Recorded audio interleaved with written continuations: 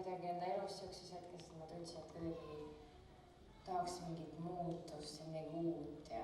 nagu siuke stress oli peal ja siis ma tulin trenni, Merli trenn oli ja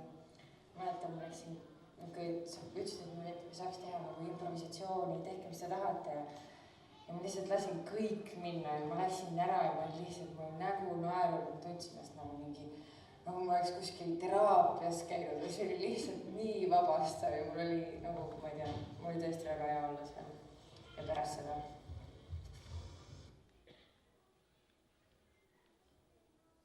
Sul